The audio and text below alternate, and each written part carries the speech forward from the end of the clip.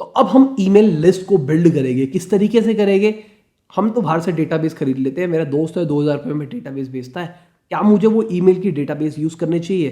कितने सारे उसमें से बाउंसेस आने वाले हैं? क्या वो असली में लोग मुझे जानते हैं? मैं उनको भेज रहा हूँ, thank you for purchasing from us, last time you have purchase. जो भी मैंने अपने मेल कैंपेन्स बना रखे हैं मैं उनको भेज रहा हूँ, मुझे जानते तक नहीं है। वो क्या करेंगे? अनसब्सक्राइब करेंगे, वो बाउंस करेंगे। अनसब्सक्राइब जितना बढ़ेगा गूगल ये कहेगा कि भाई ये जो डोमेन है ये बेकार है, और अल्टीमेटली आपकी रैंकिंग खराब हो जाएगी। आप ईमेल्स के अंदर अपने सारे कंज्यूमर को बता सकते हो, देखो हमारे पास फेसबुक पेज है, ट्विटर पेज है, अगर आपको कोई भी कस्टमर की जरूरत है, कोई भी कस्टमर केयर की जरूरत है, कोई सपोर्ट की जरूरत है, आप हमको फेसबुक पे पूछ सकते हो, हम आपको सीधा सीधा हेल्प करेंगे। इस टाइप के तरीके भी कर सकते हैं हम ईमेल मार्केटिंग के अंदर। अब एक गलती के बारे में बात करते हैं जो ज्यादातर लोग करते हैं ईमेल मार्केटिंग के अंदर।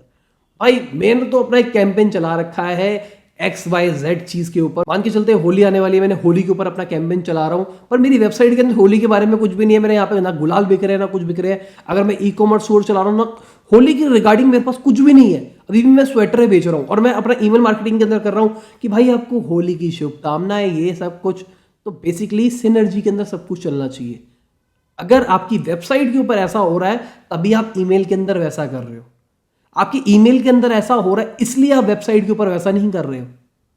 आपकी जो टॉप लेवल की स्ट्रैटेजी चल रही है उसके हिसाब से आपका ईमेल कैंपेन चलेगा, ना कि ये चलेगा कि यार होली आने वाली है, होली पे मेल भेजो, भाई दिवाली आने वाली है, दिवाली पे मेल भेजो। अगर दिवाली पे मेल भेज रहे हो तो आपकी वेबसाइट, आपके ऑफिस, अगर आपका कोई स्टोर है, वहां के ऊपर भी दिवाली थीम होनी चाहिए। अब किस तरीके से हमको अपना एक ईमेल बनाना चाहिए, फाइनल चैप्टर के ऊपर इसमें बात करेंगे कि किस तरीके से होना चाहिए। ऊपर लोगो आना चाहिए, अच्छा कंटेंट होना चाहिए, अच्छी इमेजेस होनी चाहिए, कॉल टू एक्शन बटन होने चाहिए। ये सब आपको बंदे बताते हैं, पर हम प्रैक्टिकली करके बताऊंगा तो वो बेटर रहेगा। फालतू में मैं इस वीडियो को ज़्यादा लंबा नहीं खींचूंगा। पर मुद्दे की बात ये है भाई, अगर हम सामने वाले को मेल भेज रहे हैं तो वो स्पैमिंग नहीं होनी चाहिए। ये नहीं होना चाहिए उस बंदे ने खोल लिया, बस खोलने के लिए खोल लिया क्योंकि साहिल खन्ना ने उसको मेल भेजा था। मान के चलिए मैंने आपसे ईमेल लिस्ट बनवा लेता हूँ और मैं आपको अपनी यूट्यूब वाली वीडियो ही भेजता रहता हूँ। आप मेरी वीडियो यूट्यूब पे भी देख रहे हो और मैं आपको मेल कर रहा हूँ वहां पे भी, चलो यार वीडियो आ गई है, वीडियो आ गई है।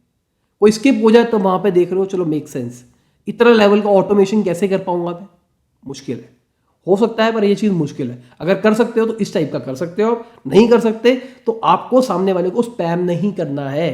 मान के चलिए आप मेरी वीडियो, हर एक वीडियो देखते हो, आप रेगुलर देखते हो, फिर भी मैं अगर आपको रोज के दिन के 3 मेल भेजने लग जाऊंगा आप नहीं पढ़ोगे। हो सकता है आप खुशी खुशी में पहले हफ्ते पढ़ लो, 2 हफ्ते पढ़ लो, उसके बाद छोड़ दोगे। तो इससे अल्टीमेटली मेरे बिजनेस को ही लॉस होने वाला है भाई। तो हमको रेलेवेंट भेजना है और हमको कोशिश करनी है हमारा मेल अगर कोई सामने वाला पढ़े तो वो एजुकेट हो, तभी फायदा है हमारा ईमेल मार्केटिंग का। बात खत्म।